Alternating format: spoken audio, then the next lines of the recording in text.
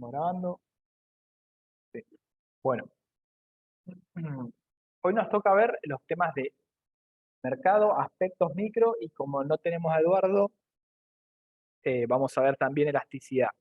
¿Por qué vemos elasticidad? La idea es darlo en dos clases por separado, ¿no? Por un lado mercado, aspectos micro. Gracias a Kevin por prender la cámara. Si alguien más quiere prender la cámara, están invitados o invitadas, así no me siento tan solo.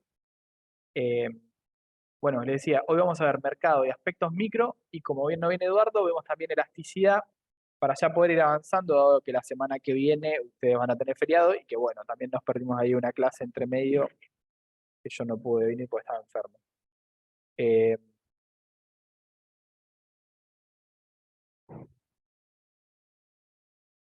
bien.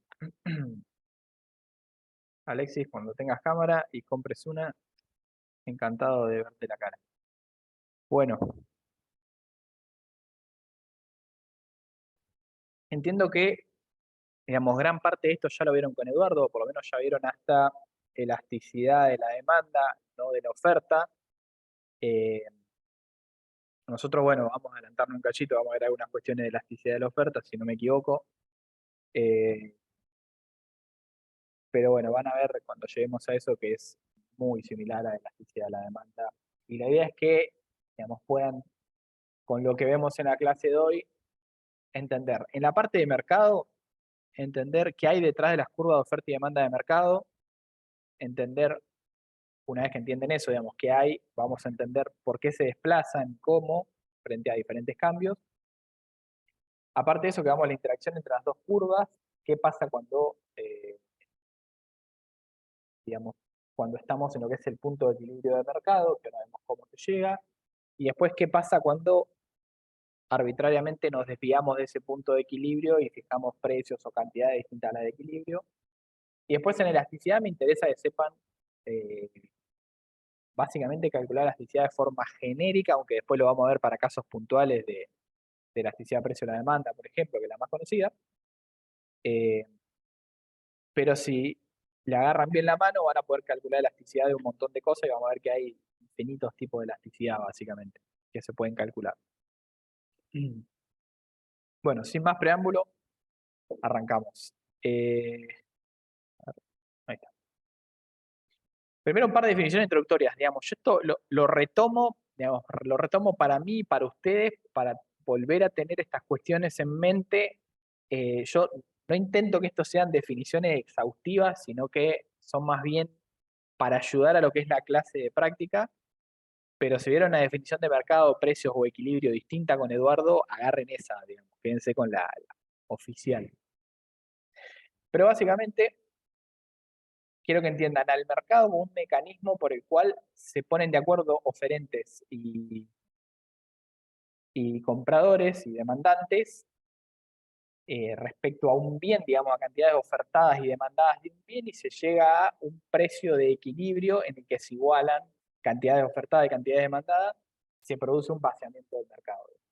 Pero es, digamos, un mecanismo, es algo virtual, puede ser no, puede ser un mercado propiamente dicho, un kiosco, por ejemplo, o un mercado de pulgas, o puede ser, digamos, virtualmente, o sea, un mercado digital, por ejemplo. No lo piensen como un lugar físico.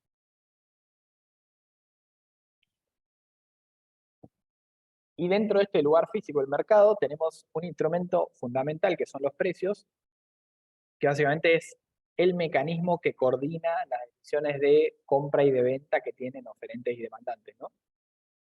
Eh, Ahí básicamente lo que hace los precios, o lo que hace el mecanismo precio es, cuando el precio sube para un bien, desincentiva la compra, digamos, e incentiva la venta de ese bien. ¿Por qué incentiva la venta? Porque hay un, digamos, suponiendo que el bien cuesta siempre lo mismo, un costo fijo, si sube el precio, estoy teniendo un mayor margen de ganancia, entonces quiero vender más unidades de ese bien.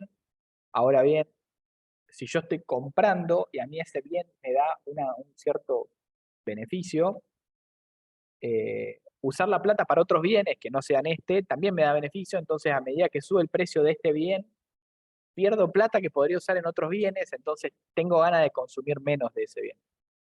Si van a una cervecería y yo le digo que la pinta sale 100 pesos, van a decir, che, piola, me tomo 20 pintas, qué sé yo. Ahora, si le digo, no, la pinta sale 2.000 pesos cada una, bueno, capaz que no se toman ni una y se van a su casa a gastar 2.000 pesos en, no sé, comer algo rico antes de tomar. Mm. Y el equilibrio, como les decía, es en el punto en el cual se satisfacen estas dos cantidades, lo que se ofrece y lo que se demanda, digamos, estas dos fuerzas, se satisfacen, o sea, llegan a un acuerdo en torno a un precio y se equiparan ambas cantidades. O sea, nosotros decimos, che, al precio de 10 hay mucha más gente queriendo vender que comprar, al precio de 1 hay mucha más gente queriendo comprar que la que quiere vender a ese precio. Bueno, pero a un precio de 5 estamos todos iguales, digamos, más o menos todos queremos comprar lo mismo que se está queriendo ofrecer a ese precio. Ahí llegamos a un equilibrio en el mercado y pasa lo que se llama vaciar el mercado, que es que todo lo que se quiere ofertar encuentra a alguien que lo quiere comprar. Y ahí se vacía. Y no es que te quedas físicamente sin cantidades, digamos, si el precio fuera más alto, se podría producir más, pero se demandaría menos. Entonces, el precio de equilibrio en el cual se vacía porque todo lo que se quiere producir en ese precio encuentra una demanda, digamos, que acompaña y que lo compra. Dicho esto, ¿cómo se determina o qué hay detrás de estas fuerzas de demanda y de oferta que actúan sobre el mercado de un bien? Bueno, de entrada, digamos que lo que vamos a ver nosotros es la demanda y la oferta en términos de cantidades, digamos. La demanda va a ser una cantidad de un bien que se quiere demandar, la oferta lo mismo, y esto va a depender de un montón de cosas que nosotros típicamente vamos a resumir en dos. Digo, típicamente, ya estoy diciendo un poquito simplista, o sea, normalmente podríamos resumir en dos un valor numérico y un precio, tanto para la demanda como para la oferta, eh, pero digamos, ¿qué hay detrás de esto? Detrás del precio, bueno, es el precio del bien, digamos, no hay mucha vuelta. Pero detrás de ese otro valor numérico que acompaña, vamos a tener 7 millones de cosas que están por detrás de las fuerzas de oferta y de demanda, que influyen, pero que nosotros vamos a considerar, algo que seguramente vieron con Eduardo, ceteris paribus. O sea, vamos a decir, che, tenemos un montón de factores, fuerzas, cosas que están afectando a mi demanda, además del precio del bien, ¿no? Que están afectando a mi demanda, yo todo esto no le voy a dar bola, lo voy a considerar fijo y por ende se va a poder resumir, digamos, en un valor numérico. ¿A qué voy con esto? Cuando yo tengo una cantidad demandada del bien X, voy a tener un, eh, una M, una pendiente, valor numérico también, ¿no? Por el precio del bien, por P de X, más o menos, y acá una, llamémoslo B, así nos quedamos con la notación que usábamos para funciones lineales, una B que va a ser un valor numérico que resume dentro todas estas otras cosas, gustos y preferencias, bienes relacionados, dimensiones de mercado, renta media de los consumidores, etcétera, etcétera, etcétera. ¿Y a qué voy con esto? Con que, al fin y al cabo, la renta media de los consumidores, las dimensiones de mercado, los bienes relacionados y los gustos y preferencias son todas fuerzas o factores que me están influyendo a mi cantidad demandada, pero que yo en pos de poder graficarla, digamos, en pos de poder modelizar una cantidad demandada, yo voy a considerar fijo. O sea, ¿qué voy a decir? Bueno, que la renta media de los consumidores es 10, por ejemplo, que la dimensión del mercado le doy un valor numérico que va a ser, qué sé yo, 20. A los bienes relacionados les doy un precio de bienes relacionados, sería un precio de, qué sé yo, 5, y a los gustos y preferencias le doy un valor de 100. Todo esto se va a sumar y se va a meter dentro de ese B que les decía en mi función de demanda. O sea, todo esto son posibles variables que afectan a mi demanda, pero que para el caso que yo quiera, o dependiendo del caso que yo quiera estudiar, los voy a tomar como parámetros. O sea, les voy a dar un valor fijo, voy a decir, esto no varía, esto está ceteris paribus, solo miro cómo varía el precio. ¿Me van siguiendo hasta ahí? Digamos, se cae de Maduro que la renta media de los consumidores impacta la demanda de un bien, o sea, si la gente tiene más plata, todos los bienes se van a demandar más, entonces es un factor relevante. La dimensión del mercado, lo mismo, si es un mercado grande, como que yo, el mercado del petróleo crudo, no es lo mismo que si es el mercado de, qué sé yo, los resaltadores, no sé, por decir una boludez. Los bienes relacionados también, lo mismo. Eh, el hecho de tener un bien sustituto impacta la demanda de mi bien. Por ejemplo, qué sé yo, Coca-Cola tiene sustitutos, Pepsi, Manaos, entonces sube el precio de Pepsi y Manaos, y la gente dice, che, esto que es sustituto es más caro, voy a demandar más Coca-Cola, o al revés. Coca-Cola, perdón, Pepsi y Manaos bajan el precio y Coca-Cola se va a demandar menos porque la gente va a comprar Pepsi y Manaos. Con los gustos y preferencias, bueno, lógicos. En función de cómo cambie las preferencias de la gente, va a aumentar o disminuir la demanda de ciertos bienes. También por factores, digamos, decimos gusto y preferencia, pero esto puede ser también dentro de factores ambientales. O sea, obviamente en invierno hay menos demanda de helado y más demanda de poner café. Y en verano hay más demanda de helado y menos demanda de café, por ejemplo. Pero por los gustos, las preferencias de la gente en ese momento del tiempo. Mm. ¿Me van siguiendo hasta ahí? Vamos, de vuelta. Todas estas cosas, o sea, yo tengo infinitas cosas que afectan a mi demanda y mi oferta. Todo lo que no sea precio, de buenas a primera, el precio del bien, estamos viendo la demanda de Coca-Cola. Todo lo que no sea precio de Coca, el precio de la Coca-Cola, yo lo voy a considerar fijo. Y yo sé que eso está por detrás y me afecta, pero para hacer un análisis, digamos, de equilibrio, yo lo voy a considerar fijo. Porque si no voy a tener 7 millones de variables, digamos, todo varía todo el tiempo, es muy difícil llegar a un equilibrio. Por el lado de la oferta, lo mismo. Costo de producción, tecnología, los sustitutos de producción, la política económica del gobierno y factores aleatorios impactan a las cantidades ofrecidas de un bien.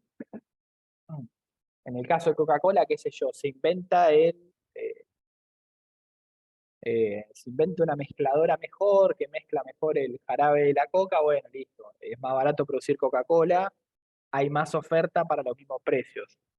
Eh, bueno, tecnología va muy asociado a esto, digamos, mejora la tecnología también, es más barato producir Coca-Cola, o por alguna razón se pierde tecnología y es más caro producir.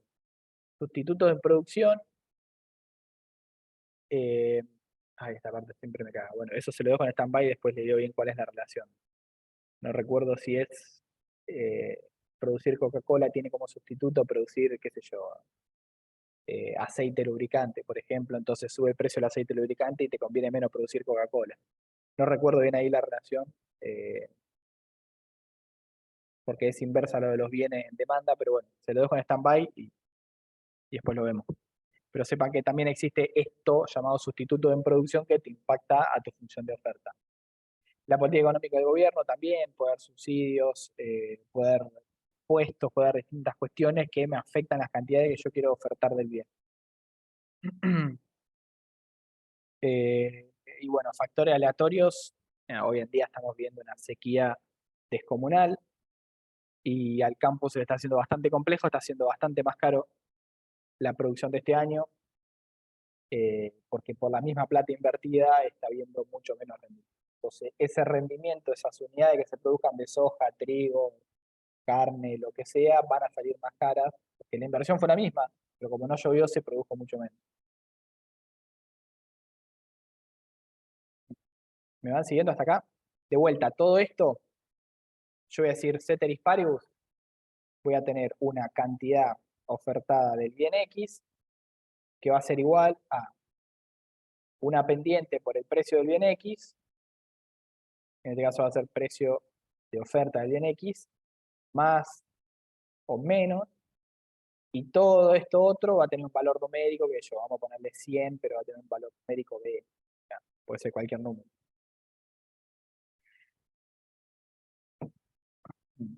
Lo que quiero que entiendan es esto, hay un montón de cosas detrás de las funciones de demanda y de oferta que al fin y al cabo en lo que impactan es en lo que llamamos el término independiente o la ordenada al origen. para ponerle el nombre matemático. O sea, me van a impactar esta b de la función. Ahora sí, ¿se va entendiendo hasta ahí? Porque ahora esto lo vamos a utilizar.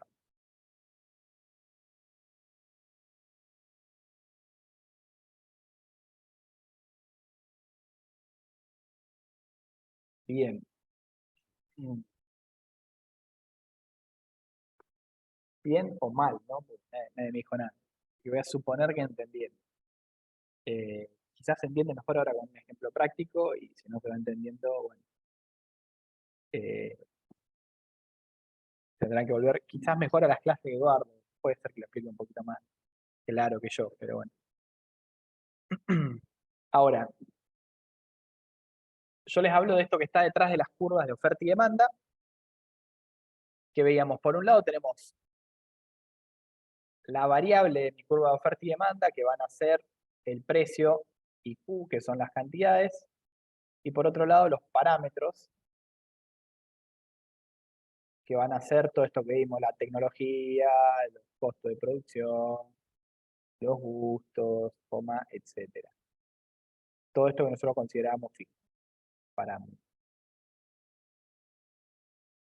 variables y parámetros. Ahora bien, ¿qué pasa o qué va a pasar cuando yo modifico, mejor dicho, qué va a pasar con el gráfico de mis curvas de demanda y de oferta cuando yo modifico una variable o un parámetro? Fíjense que, digamos, yo cuando voy a graficar una curva de oferta o de demanda, lo que hago básicamente es establecer en los ejes de mi gráfico, en los ejes, digamos, como ejes de coordenadas, las variables. Típicamente voy a tener dos para poder graficar en dos dimensiones, voy a tener precios y cantidades. También, acá por convención se van a poner precios en el eje de las Y y cantidades en el eje de las X, a pesar de que después siempre hagamos que las funciones son de la forma Q es igual a M P más B. Digamos, acá, ¿a qué voy con esto? Si ustedes recuerdan de la primera clase, siempre poníamos el eje de las Y y el eje de las X, y después dejábamos Y es igual a X.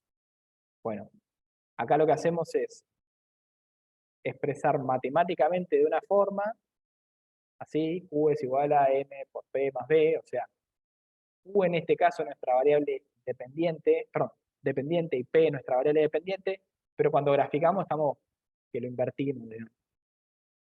Ponemos la variable dependiente en el eje de las X y la variable independiente en el eje de las Y. Como que estamos invirtiendo a la hora de graficar.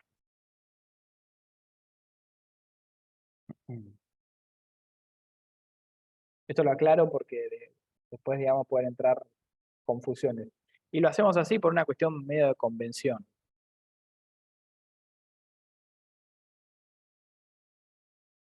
También está al revés.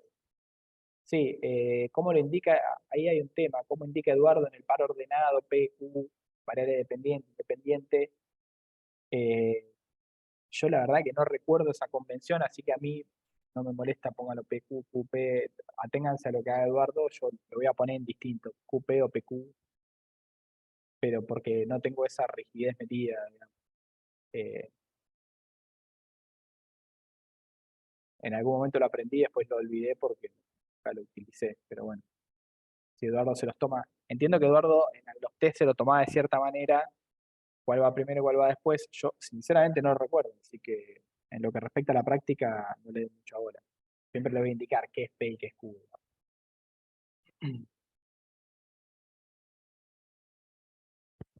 Bueno,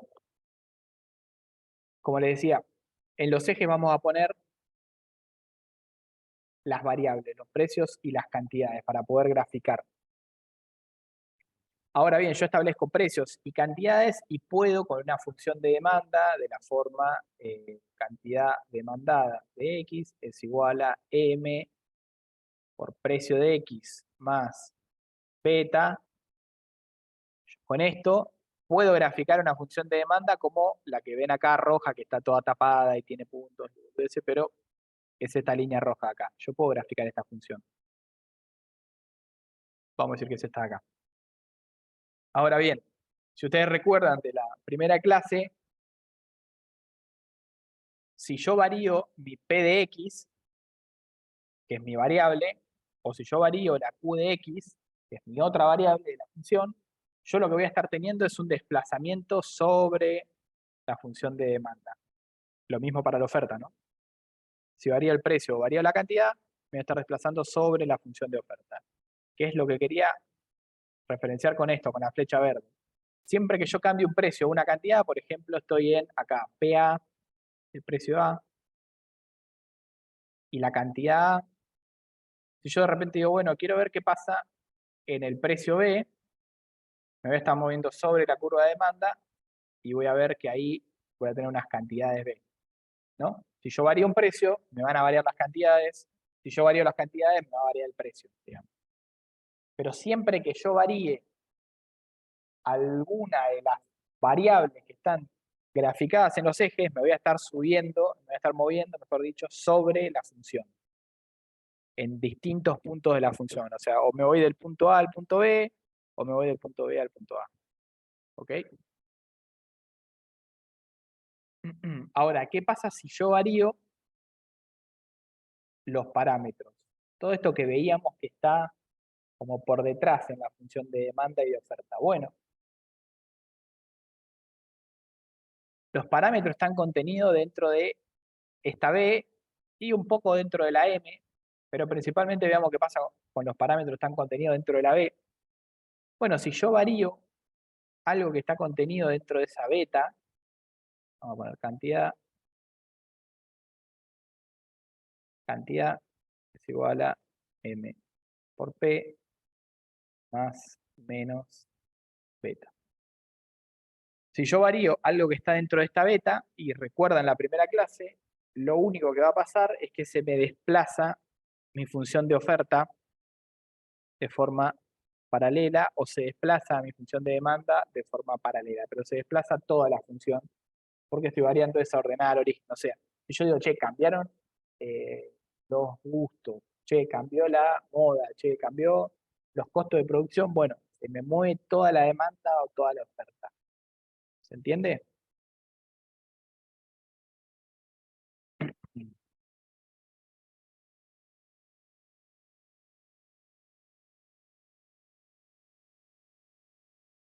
Por lo pronto, digamos, la M también es un parámetro que depende de un montón de cosas, principalmente de gustos y eso, pero típicamente le vamos a dar un nombre específico a cuando se nos mueve la M que está pendiente, y ahora lo vamos a ver. De entrada, quiero que se queden con que si muevo cualquiera de los parámetros de mi función de oferta o de demanda, se me va a estar moviendo esa B, esa ordenada al origen, y por ende se va a estar desplazando entera la curva de oferta o la curva de demanda. ¿Estamos de acuerdo hasta ahí? ¿Me van siguiendo?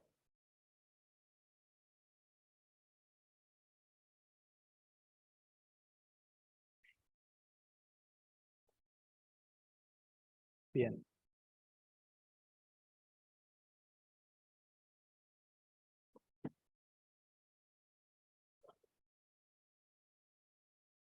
Ahora, vamos a hacer un ejemplo práctico de esto, para que se termine de entender y se vea, digamos, cómo esas cuestiones que nosotros estamos dejando por detrás, el ingreso medio, los costos de producción, los precios de bienes sustitutos, complementarios, etcétera, afectan a mi función de demanda. En este caso vamos con una función de demanda. Vamos a hacer solo el caso para la demanda, después es aplicable exactamente igual para la oferta, obviamente entendiendo que la función va a ser distinta, pero la lógica es la misma. Supongamos esta función de demanda. ¿Qué significa PX, IM y PI? Bueno, PX es el precio del bien. Fíjense que es cantidad demandada de X o Q de X. Entonces voy a tener en algún lugar ese precio de X dentro del bien. PX es el precio del bien. IM y M es, qué fea M, es el ingreso medio de los consumidores. Dios. El ingreso medio o el ingreso promedio.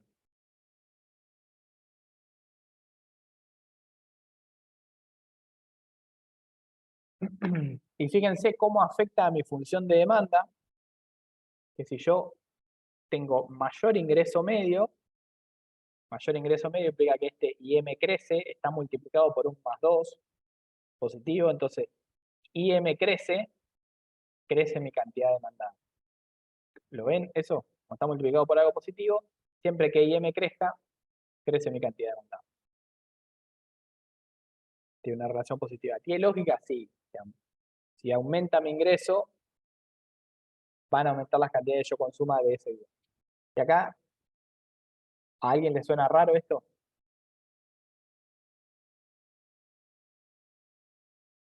Esto lo tiene que haber visto con Eduardo. Siempre que yo aumente mi ingreso, consumo más de cualquiera de los bienes.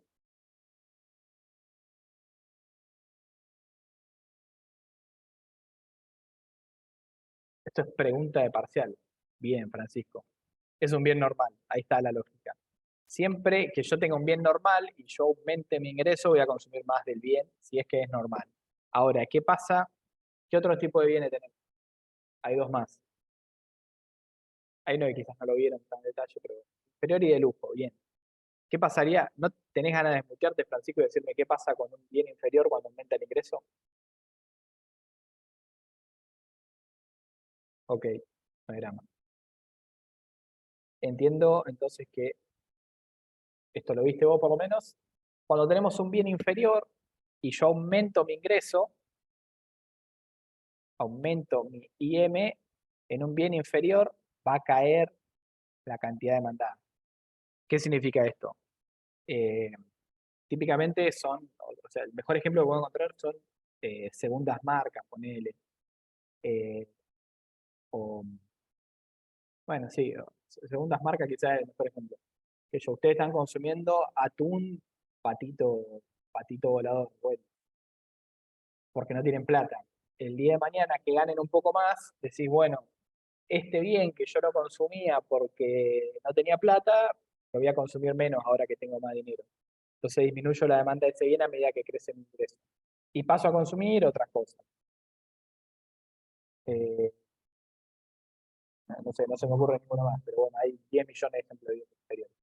Son esas cosas que típicamente cuando uno reduce sus ingresos pasa a consumir. Eh,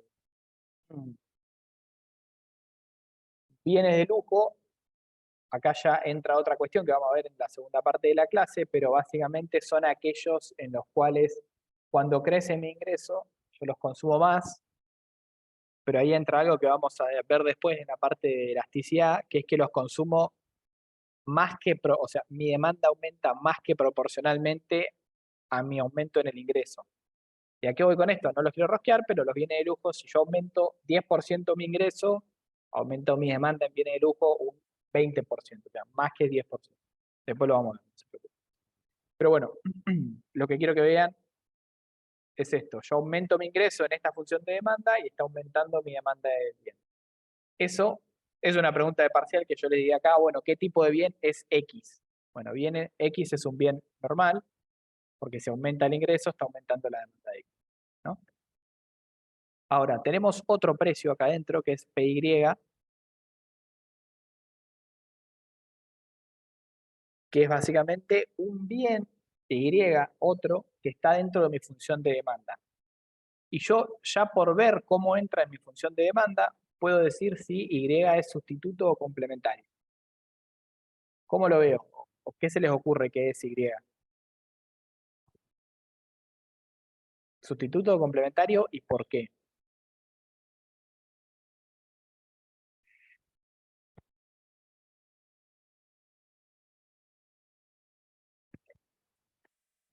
Sepan que como esta clase tengo mate, no tengo problema en hacer silencio de incómodos para cebar un mate, así que mientras espero que ustedes respondan. Complementario, porque suma. Bueno, vamos a ver si es complementario. O sea, lo ideal acá es que se lo pueden asociar al más o al menos delante del precio, lo ideal es que entiendan, digamos, la lógica de lo que está pasando. Si yo aumento el precio de Y, o sea que este PI aumenta, esto está positivo en mi función de demanda, o sea, aumento de Y positivo, o sea, sube el precio de Y, esto está positivo, así que esto va a repercutir positivamente en mi cantidad demandada y voy a aumentar la cantidad demandada de X. ¿Tiene sentido? Con un bien complementario, yo aumento el precio de la Coca-Cola. ¿Te mando más Fernet?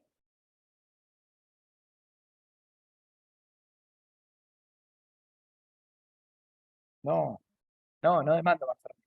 Si aumento el precio de la Coca-Cola o aumento el precio del Fernet, demando menos del otro también. Voy a demandar menos Coca-Cola o menos Fernet y voy a demandar menos del otro, Coca-Cola o Fernet, digamos, que no aumente el precio, porque son complementarios, consumo los dos juntos. Ahora, si esto fuera negativo, esperen que con su permiso voy a borrar porque yo empiezo a dibujar y hace todo un quilombo. Si esto fuera negativo y yo aumento el precio del bien Y, ¿qué pasa? Aumenta PI, pero como está multiplicado por un -2 básicamente, este impacto en su totalidad es negativo, o sea, me tira abajo mi cantidad demandada. Ahí sí tenemos un bien sustituto porque yo aumento el precio de otro bien, perdón, aumento el precio de este, también esto es negativo, cae mi cantidad demandada, perdón, me confundí yo, mala mía. Si fuera negativo ahora estoy confundido, si es negativo es sustituto, si es positivo es complementario. O lo estoy pensando mal ahora, déjenme un segundo. Aumento el precio de Y, cae mi cantidad demandada. Bien, no, está bien. Si es negativo, es complementario. Aumenta el precio de Y, esto está negativo, cae mi cantidad demandada. Al revés, si esto es positivo, más PY, aumenta el precio de Y, es un bien sustituto, aumenta mi cantidad demandada. Mil perdones. Bien. Aumenta el precio de un bien sustituto, lo consumo menos, vengo más a consumir X. O sea, Y y X, si esto es positivo, son complementarios, sustitutos, perdón, si es negativo son complementarios. Bien. Martina, lo habías dicho bien, perdón, yo me había confundido. Mil disculpas. Pero se entiende, la lógica es que vean, analizando la función, cómo entra cada uno de estos P, Y, PZ, PJ, pueden haber más bienes, en este caso está solo Y, que ustedes vean, bueno, si yo aumento el precio de esto, ¿qué está pasando con mi cantidad demandada? Y ahí sacan si es complementario o sustituto. Yo lo saqué mal, lo hagan como yo, cuando lo hagan ustedes les va a salir bien. Van a ver.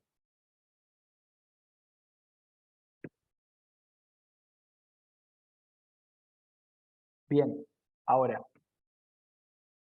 ¿qué voy a hacer yo con esto? Como lo único que me interesa es ver, graficar, digamos, el precio de cantidades, yo a todo esto no lo puedo tener variando todo el tiempo, no puedo tener que IM es 1, 2, 3, 4 y que varía todo el tiempo porque voy a tener infinitas funciones. Les voy a dar un valor. En el caso 1, les voy a dar a IM un valor de 10 y a PY un valor de 10. Fíjense que si reemplazan la función les va a dar 60, acá arriba, voy a borrar, 60 menos 10px más 2im, 2 por im, que es 10, más 2py, que es 10 también. O sea, im y py es 10, 2 por 10, 2 por 10, esto me da 40, y me queda que mi cantidad demandada de x es 100 menos 10px.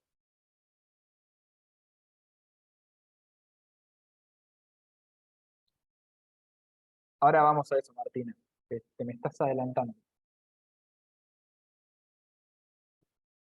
Fíjense en el caso 2, que yo le doy otro valor a im y a py, tengo que im5, entonces si reemplazo me queda 2 por 5 más 2 por 10, más todo lo que tenía antes, 90 más 10px. Y en el caso 3 es 5 y 5, y me queda 60 menos 10px, 2 por 5, 2 por 5, 80 menos 10px. O sea, ¿qué pasa? ¿Cómo voy? O sea, tengo al fin y al cabo tres funciones de demanda distintas. El caso 1, el caso 2, el caso 3. Son tres No completamente distintas, pero son tres funciones de demanda distintas con distinta ordenada al origen, distinto término independiente, porque tienen distinto valor de los parámetros, IM y PY. Ahora, ¿cómo se refleja eso en el gráfico? Lo vimos en la primera clase, así. Las flechitas tendrían que aparecer después, pero bueno. Caso 1 es la roja, caso 2 es la amarilla, caso 3 es la verde. Que, fíjense que tiene una pequeña diferencia. Acá es 5 y 5, acá es 0 y 5. 10 menos. O sea, prácticamente yo tendría que cambiar algo. Bueno, pero básicamente tenemos caso 3 es la función de menor demanda, caso 2 una demanda intermedia, caso 1 la función de mayor demanda. ¿Y qué puedo ver en estas funciones? Que si yo trazo una línea recta en un precio de, por ejemplo, vamos a decir que acá es 5, tengo para la primera demanda una cantidad demandada 3, que es menor a la cantidad demandada para el caso de la demanda 2, y que es menor que la cantidad demandada en el caso de la demanda 1. ¿Entiende? De ahí yo puedo decir que la demanda 1 es la más alta, la 2 es la intermedia, la 3 es la más baja, porque para un mismo precio voy a tener diferentes cantidades demandadas. Van creciendo en función de qué tan lejos, qué tanto me alejo del origen con la recta de mi demanda. ¿Se entiende hasta ahí? Tres funciones de demanda distintas. Podemos decir que una es mayor a otra porque está por fuera de esa y porque para el mismo precio voy a tener una cantidad demandada mayor.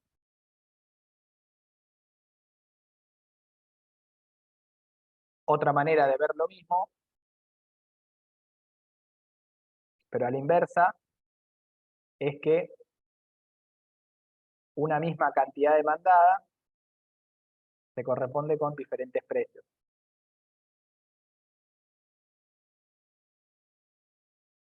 En mis tres funciones de demanda. O sea, si yo voy por el lado de la cantidad, digo, che, para esta cantidad demandada, en una función de demanda baja tengo un precio bajo, en una función de demanda intermedia tengo un precio intermedio y en una función de demanda alta tengo un precio alto, simbolizados por P barra baja, P pirulete y P barra alta.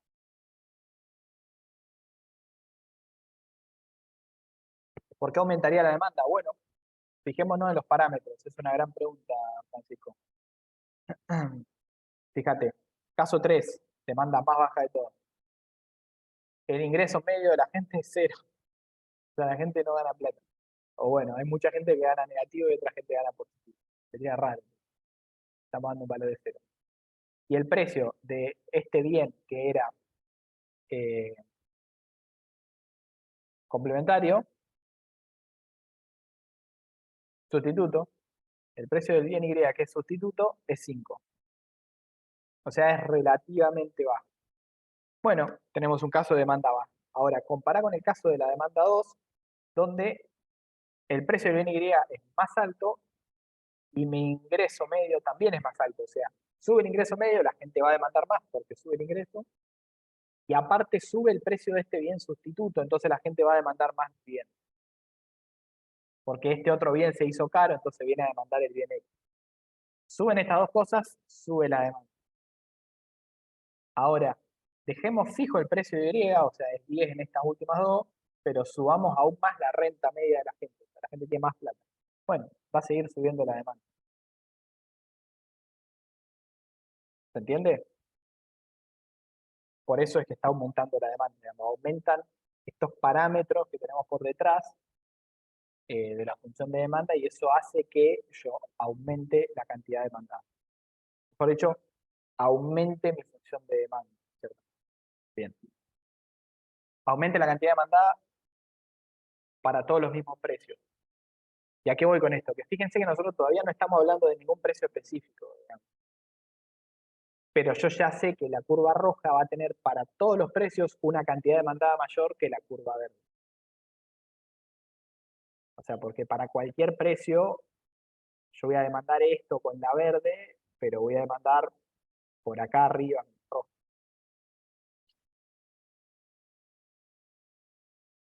Bien.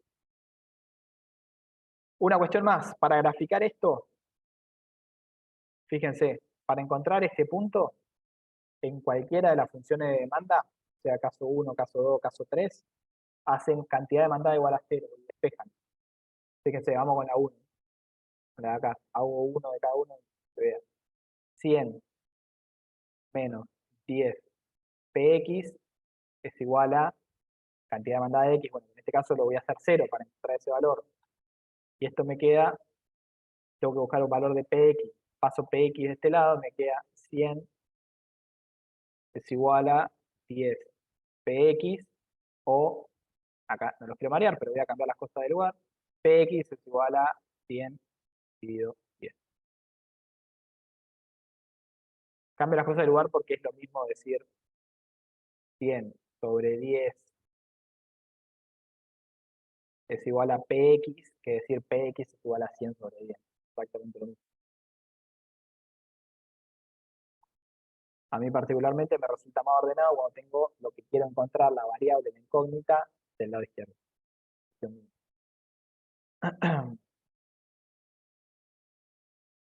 ¿Pero se entiende? Encuentro eso, 100 dividido 10 es 10, 10 es igual a px, encontré este valor de acá que quería encontrar.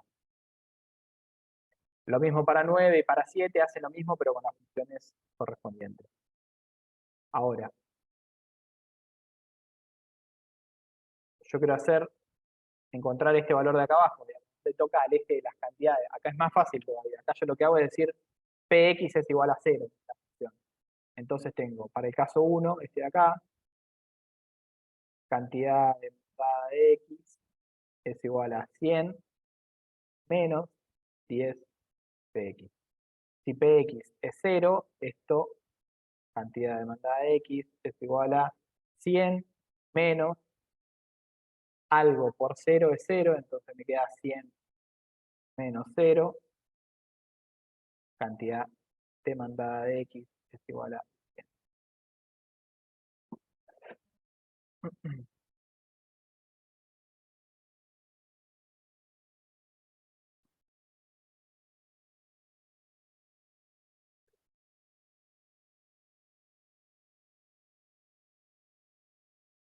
¿Se entiende?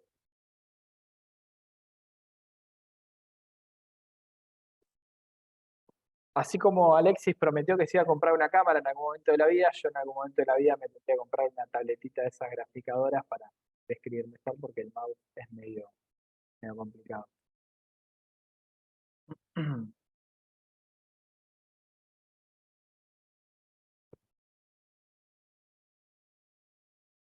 Eh, bueno, acá teníamos lo del bien normal y bien sustituto, etcétera. Estaba puesto, lo vimos anteriormente, pero básicamente es como aumenta el ingreso monetario, aumenta la cantidad demandada, entonces estamos hablando de un bien normal. Y con el precio de Y lo que vemos es que es un bien sustituto. Entonces aumenta el precio de Y, aumenta la demanda de X, Y es bien sustituto.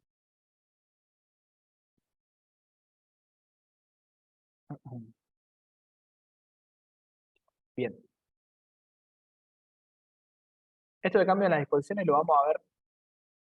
eh, lo vamos a ver rápido porque me interesa que lleguemos a la parte siguiente que es punto de equilibrio y precios máximos y precios mínimos y que podamos empezar a tocar, hacer un descansito y empezar a tocar algo de elasticidad. Va a ser una clase larga, pero bueno, paciencia. Eh, esto, digamos, para mí no es tan relevante, lo dejo porque creo que en alguna parte del TP está, pero no es lo más importante y es medio jodido de entender. Eh, pero es básicamente qué pasa cuando cambia lo que se llama la disposición a pagar o la disposición a comprar. Y nosotros con el cambio en la disposición lo que vamos a hacer referencia es a un cambio en la pendiente de mi función. Recuerda que yo les dije, si cambio el precio, me muevo sobre la función. Si cambio un parámetro, se desplaza mi función entera. Ahora, si yo cambio una disposición,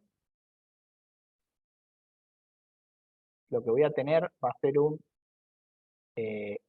vamos a decirle, triangulito M, que es delta M, un cambio en la M, en la pendiente de la función.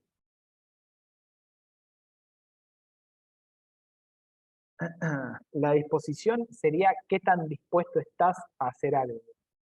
Disposición a pagar es qué tan dispuesto estás a pagar por unidades de un bien. Disposición a comprar, qué tan dispuesto estás a comprar unidades de un bien. ¿Y a qué voy con esto? Planteemos una función de demanda muy simple. Cantidad demandada, 10 menos P de X, más simple posible. Y les digo que los compradores están dispuestos a pagar un 10% más por cada cantidad. A partir de esta función, yo tengo que representar esto. ¿Cómo lo hago? Bueno, voy a estar efectivamente viendo un cambio en este P de X, digamos. Voy a tener como una especie de nuevo precio con una nueva disposición a pagar.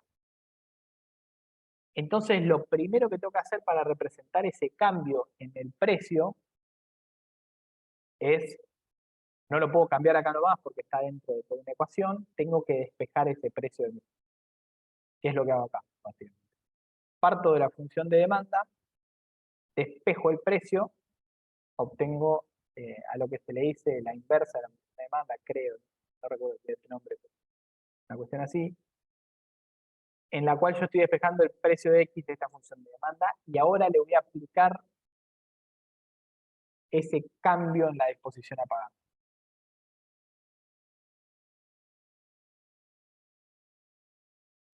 ¿Y cómo lo aplico?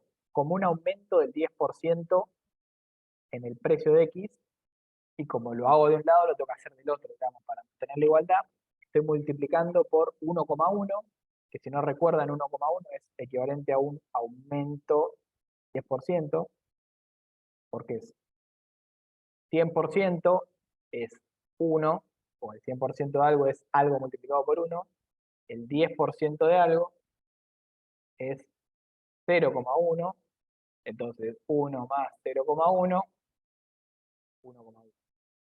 Y 1,1 es el 110% de un algo. Entonces yo multiplicando algo por 1,1 obtengo su 110%. O sea, 10%. Hago eso, multiplico ambos lados por 1,1 y obtengo una nueva función de demanda. Y acá para graficar el mismo eje, yo lo que voy a hacer es llamar a este nuevo precio con esta nueva disposición a pagar, que es aumentando un 10% esa disposición a pagar, aumentando un 10% ese precio, lo voy a llamar P' de X. Y lo voy a graficar en el mismo eje. Este P' de X es 1,1 Px, simplemente lo reemplazo en mi función y lo grafico como viene. P' de X es igual a 11 menos 1,1 Px. ¿Se entiende cómo llego hasta acá? Tengo mi función, multiplico ambos lados por 1,1, el 10 me quedan como 11, Q de X me queda como 1,1 Q de X, producir más, y el P de X me queda como 1,1 P de X. Renombro ese P de 1,1 P de X como P' de X, P de X prima, digamos. Esta comita ahí arriba se le conoce como prima, sería como Px distinto, básicamente, está diciendo eso. Y me queda del otro lado 11 menos 1,1 Px. Si lo grafico, fíjense que voy a obtener esta línea verde de acá.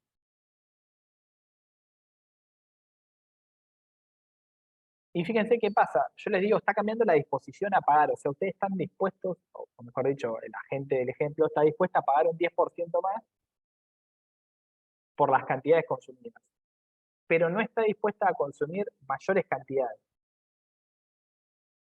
Por lo tanto, porque no cambia su disposición a comprar, solo la disposición a pagar.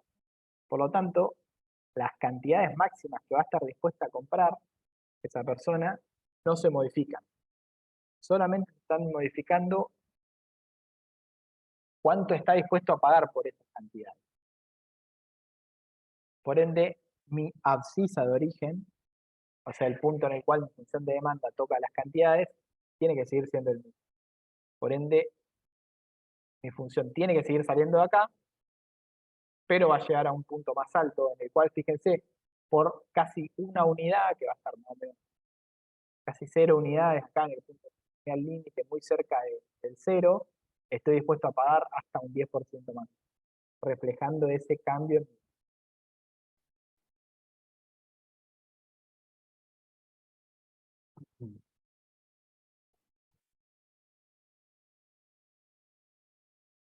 Para disposición a comprar es muy similar, pero como yo estoy hablando de disposición a comprar, lo que voy a estar diciendo es, estoy dispuesto a los mismos precios consumir mayores cantidades.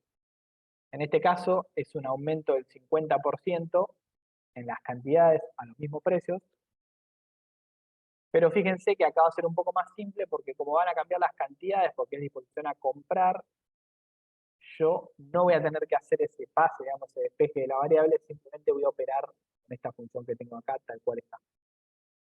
Y acá lo que tengo es básicamente lo mismo que hice antes con este nuevo cambio, tengo cantidad demandada de x igual a 10 menos de x, multiplico por 1,5 a ambos lados, y me queda este Q' de x, que es Q de x por 1,5, y del otro lado me queda 15 menos 1,5 precio de x.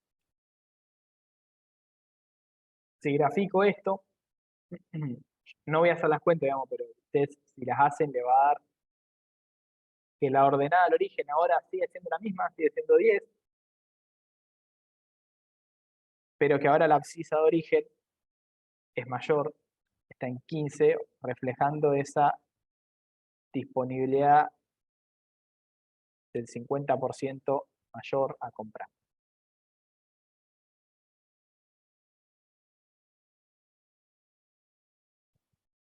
O sea, estoy dispuesto a comprar 50% más de cantidades a todos los precios o a los mismos precios que tenía antes. En el caso anterior, yo estaba dispuesto a pagar 10% más por las mismas cantidades que consumía, o para las mismas cantidades que consumía. Bien. Fíjense que de vuelta, disposición a comprar, cambian mis cantidades máximas, no cambia el precio máximo que estoy dispuesto a pagar por ello. Es 10. Bien. Esto, de vuelta, lo pasamos rápido porque lo que me interesa es que vayamos acá a precios y cantidades de equilibrio y que después podamos tocar un poco de precios máximos y precios mínimos.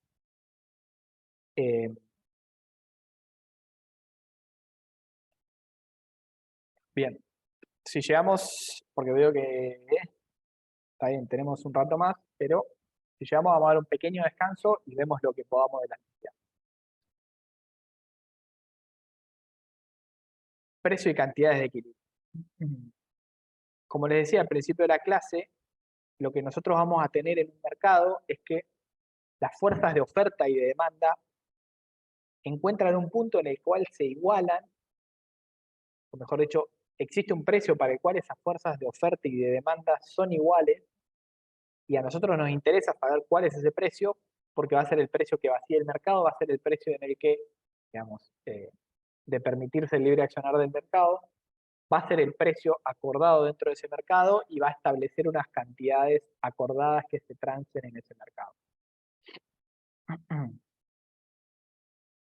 ¿Y cómo encuentro ese precio? Bueno, gráficamente es muy fácil, digamos. Yo grafico una oferta y grafico una demanda, el punto en el cual se cruzan, bueno, yo ahí sé que el precio en ese punto es lo mismo para las dos funciones, porque gráficamente es así, o sea, trazo una línea horizontal desde el precio y encuentro este punto de acá, ese es el precio de equilibrio, y para las cantidades lo mismo, digamos, trazo una línea vertical que pase por el punto en el cual se cruzan las dos funciones, y ahí encuentro la cantidad de equilibrio. Gráficamente es una boludez, muy fácil.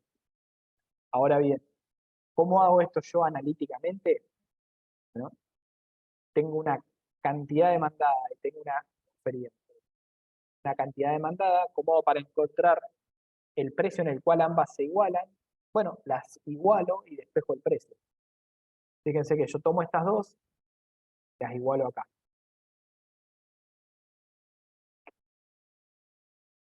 O sea que esto que tengo acá es básicamente cantidad oferida de X es igual a cantidad demandada de X. O sea, es esto mismo, Nada más que estoy reemplazando cantidad oferida de X por su función y la cantidad demandada de X también por su función. ¿Está claro? Estoy haciendo una igualación de dos ecuaciones para encontrar el valor de la incógnita. De vuelta, clase 1. Método de la igualación. O clase 1 bis, porque no lo llamamos a ver en la clase 1. Entonces, fíjense, yo igualo, me saqué encima las cantidades, la variable cantidad me la saqué encima, me quedo solamente con la variable precio. Y con eso yo ya puedo, digamos, despejar, tengo una sola incógnita en la ecuación, la puedo despejar y encontrar. Que es básicamente lo que hago. Paso todo lo que tiene número de un lado, dejo las P de X del otro, voy resolviendo, y llego a un precio de 20. Esto, disculpen que lo pase rápido, cosa que ya vimos, entonces prefiero pasar rápido esto y ir a lo importante. Llego a un precio de 20. Ese precio de 20 es este PX asterisco de acá, o sea, es el precio de equilibrio. ¿Y qué tiene que pasar en el precio de equilibrio? Que la cantidad de oferta es igual a la cantidad de demanda. ¿Cómo chequeo eso? Bueno, tomo mi PX estrella igual a 20 y lo reemplazo en funciones de oferta y de demanda. Y con eso voy a corroborar que efectivamente ese precio de 20 que yo encontré sea el precio de equilibrio. Si yo reemplazando el precio de 20 en las funciones de oferta y de demanda no me da el mismo valor, estoy haciendo algo mal. Entonces, fíjense, cantidad oferida de X es igual a menos 100 más 10 por 20, que es mi precio de X óptimo, de equilibrio. Y esto, si resuelvo, menos 100 más 10 por 20 es 200, menos 100 más 200 me da 100. Y ahora, en la cantidad demandada, yo voy a tener 200 menos 5 por mi precio de equilibrio, que es 20, 5 por 20 es 100, entonces 200 menos 100. Esto es igual a... ¿Es lo mismo? Sí. Reemplazando el precio de equilibrio en la función de oferta y en la función de demanda, me tiene que dar exactamente la misma cantidad, porque es, de vuelta, precio de equilibrio me determina una cantidad de equilibrio que es igual para la oferta y para la demanda. Construcción. Esto de reemplazar ese precio de equilibrio en ambas funciones es una manera de chequear que estoy haciendo bien las cosas. Si esas cantidades me dieran distintas, yo ya podría saber que tengo un error. Okay. Gráficamente, si yo pongo un precio que no es el de equilibrio, ponele, vamos a hacer PX barrita abajo, fíjense que este precio me determina una cantidad demandada, barrita abajo, que es menor que la cantidad de equilibrio, cantidad oferida. Y me determina acá una cantidad demandada, barrita arriba, que es mayor que la cantidad de equilibrio. Y que obviamente estas dos son distintas, entonces digo, che, con este precio X barrita abajo, que no es el precio de equilibrio, estoy encontrando dos cantidades distintas, en la oferta y en la demanda. No es el precio de equilibrio, puedo decir con seguridad. Si pongo un precio por acá arriba, lo mismo, voy a encontrar una cantidad por acá demandada y una cantidad por acá.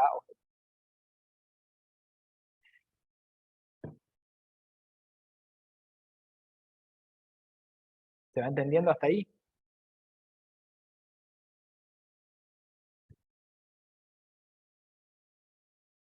El punto de equilibrio, al fin y al cabo, va a ser esa combinación de precio de equilibrio y cantidades de equilibrio.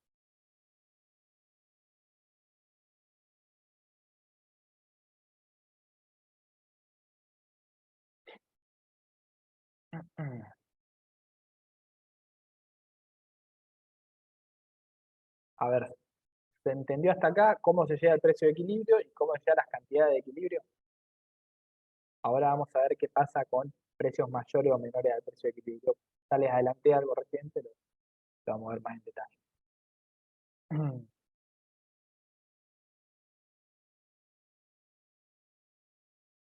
Bien.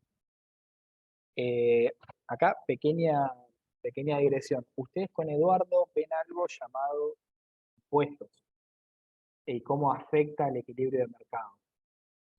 Yo no me meto tanto en ese tema porque en este momento ya tenemos 17 millones de temas, meter un tema más no me parecía, y eso lo ven después en finanzas públicas y se cansan de verlo. Así que yo preferí ver o quedarme en los temas más básicos, porque son 10 millones, y no meterles un tema más que este. Así que lo que es impuestos no lo vemos, por lo menos la parte micro de impuestos no lo vemos en la práctica, lo ven con Eduardo, sí, en la teoría, pero no vemos lo impuestos. Lo que sí vemos es precio máximo y mínimo, que se asemeja un poco, ahora vamos a ver. Fíjense, ¿qué sucede si ponemos un precio máximo o un precio mínimo para el bien X? Tenemos este mercado que estamos viendo acá y le ponemos un precio máximo de 15. Fíjense que el equilibrio está en 20, ¿no? Y nosotros decimos, che, no puede subir el precio por encima de 15. Bueno, puede pasar algo, puede no pasar algo, ahora vamos a ver. De entrada les digo, fíjense, el equilibrio está en 20, o sea, el mercado quiere ir al precio de 20. ¿Qué pasa si yo les digo, che, el precio mínimo, ahora vamos a eso, el precio mínimo del mercado, este mercado que está en equilibrio en 20, el precio mínimo de este mercado, olvídense de que acá dice max, ahora dice min, es igual a 15. ¿Qué estaría pasando? Si yo pongo en un mercado con precio de equilibrio 20, un precio mínimo de 15.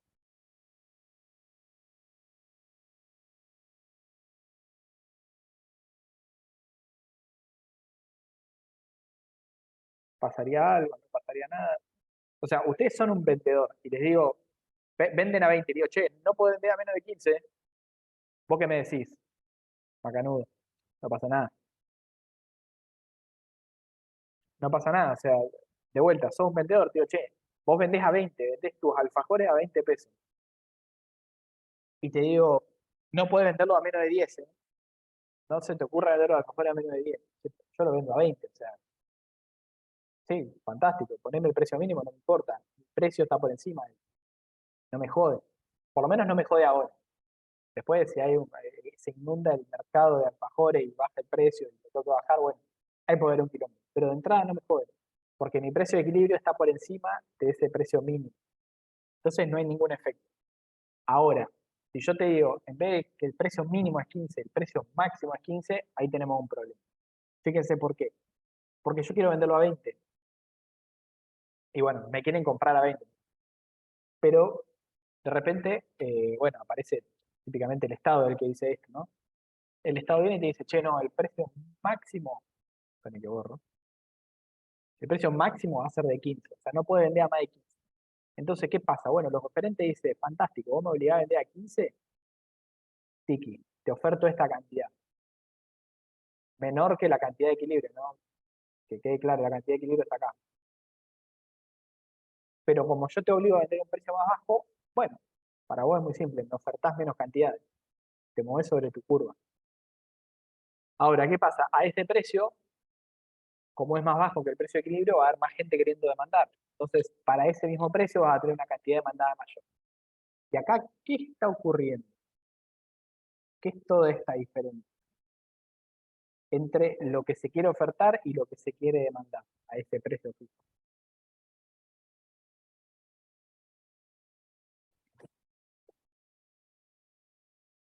¿Qué está ocurriendo?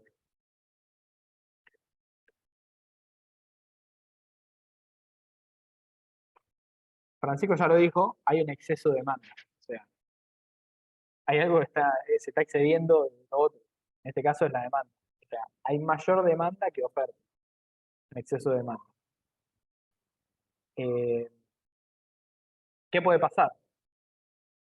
Eh, Típicamente, no sé si típicamente, pero bueno, eh, se puede decir que aparece un mercado negro de alfajores, del bien que sea.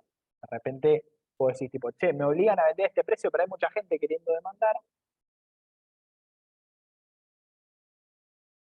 Bueno, armo un mercado negro, obviamente.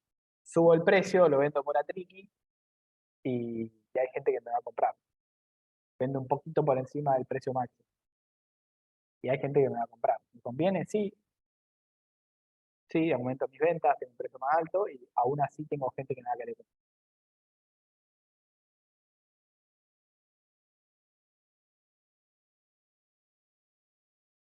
Eh, Eso pasa con el dólar y el dólar blue, ¿no? O sea, ese ejemplo lo tienen que conocer en la Argentina. El dólar tiene un precio acá. Ahora con los impuestos, medio que se da un poco, se cambia un poco la cosa, pero supóngase que pudieran comprar el dólar oficial, tenés un precio acá, pero se demanda mucho, entonces se tiende para arriba, el Estado dice no, se vende a este precio, se arma un mercado negro, un dólar blue, que vende por encima. Mercado negro barra mercado paralelo. Sí, ahí entra un concepto de escasez, digamos. Hay escasez de oferta o exceso de demanda. No sé si es el concepto de escasez, pero está generando una escasez estableciendo un precio mínimo, máximo.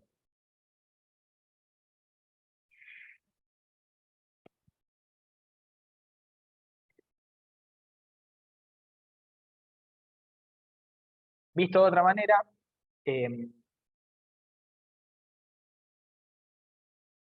el establecimiento de, esto es más teórico, pero el establecimiento de precios mínimos y máximos no responde a eh, la noción de escasez en los bienes. El hecho de que el bien se autodetermine su precio tiene que ver con la noción de escasez relativa que hay en un mercado, que es la que determina el precio del bien. Pero bueno, eso no. Eh, sí podés decir que como tenés mucha más demanda y mucha menos oferta, tenés o escasez de oferta o exceso de demanda. Cualquiera de las dos estaría bien.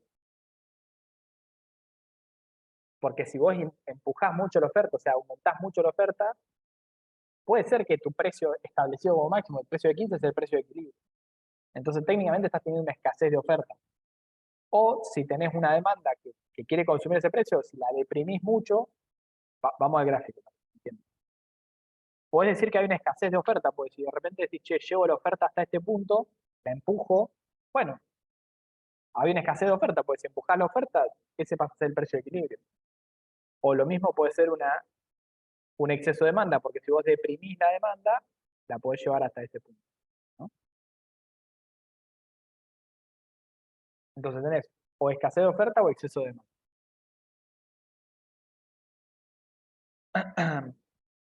Lo que me importa es que sepan que cuando el precio máximo es menor al precio de equilibrio del mercado, va a haber un efecto y va a hacer que la cantidad ofertada es menor a la cantidad demandada y por lo tanto se genera escasez o desabastecimiento o lo que sea. Hay mucha más ganas de demandar que ganas de demandar.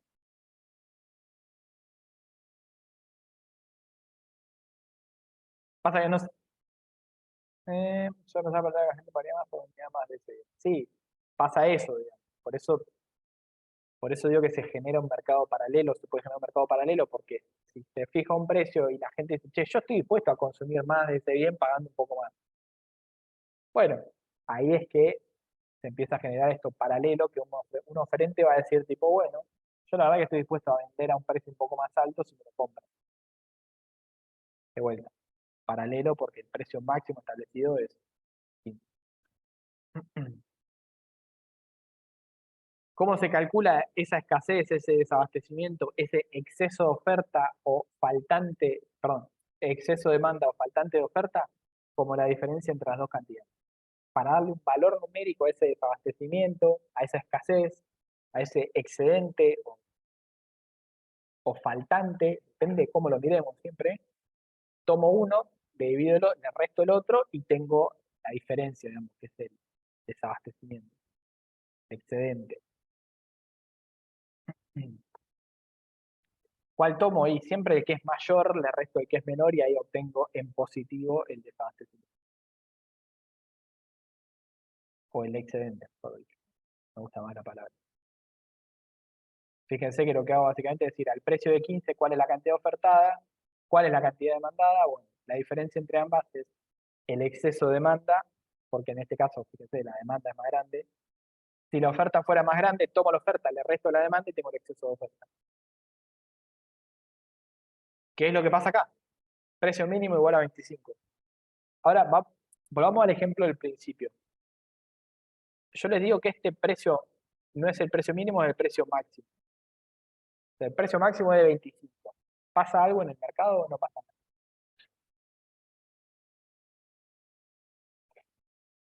Yo pongo un precio máximo de 25 en un mercado que está en equilibrio en 20. Lo mismo que les planteé al principio, no pasa nada. Porque yo te digo, che, no puedes vender a 25 y vos estás vendiendo a 20. Nada, no es un problema. Eh, por lo tanto, no afecta al mercado. De vuelta, precio máximo mayor al precio de equilibrio no estaría afectando al mercado. Por lo pronto, ¿no? Después si hay algún quilombo en el mercado, bueno, que, vamos al caso de Argentina, tenés inflación, decís, che, el alfajor no lo puede vender a más de 25, está vendiendo a 20. Genial. El año que viene eso puede ser un problema porque suben los costos, va subiendo el precio, toca con el precio máximo y ahí sí pasa a ser un problema porque vos querés seguir subiendo el precio, pero el precio máximo está fijado. Bueno, mientras ese precio máximo esté por encima del precio de equilibrio, no pasa nada. Cuando está por debajo, ahí sí tenemos. Ahora, ¿qué es problemático cuando está por encima del precio de equilibrio? El precio mínimo. ¿Por qué? Porque yo acá le estoy diciendo, che, no podés vender a menos de 25, pero vos querés vender a 20. Y ahí hay un problema, porque se va a querer ofertar una cantidad mayor a la cantidad que se va a querer demandar. ¿Por qué? Porque el precio está por encima del equilibrio. Entonces, los demandantes dicen, che, este precio es muy alto, yo quiero 75 nada más. No quiero más que 75 unidades. Y los oferentes dicen, che, no, yo a este precio te quiero vender 150, bien. Entonces, ¿qué estoy teniendo? Un excedente de oferta o una escasez de demanda. En este caso lo llamamos exceso de oferta. O sea que acá lo que podría estar pasando es que se está produciendo mucho y se estoquea porque no se puede vender, ¿no? Porque la demanda está por debajo de la oferta. Puede ser un problema de escasez de demanda, claramente. Si yo empujo la demanda, puedo llegar a que ese sea mi precio de equilibrio. O puede ser un caso de exceso de oferta, porque si yo hago contraer la oferta, puedo llegar a que ese sea mi precio de equilibrio. O sea, o tiro la oferta para atrás para equilibrar el mercado, o tiro la demanda para adelante.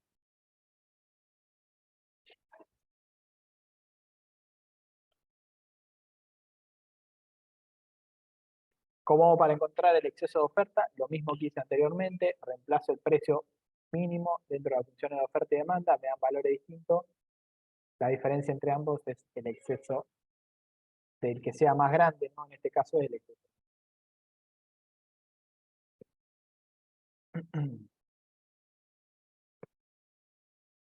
Bien, ¿me siguieron hasta acá?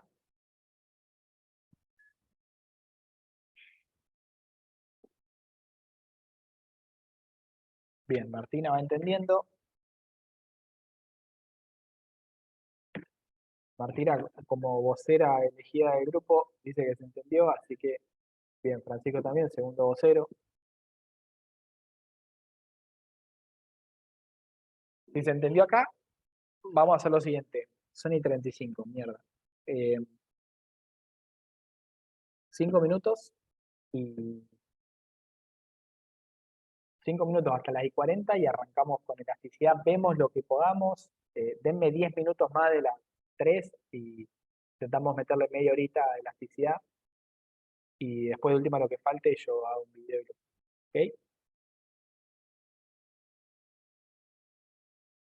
Bien, igual voy a cortar el video acá, así lo subo con un video distinto.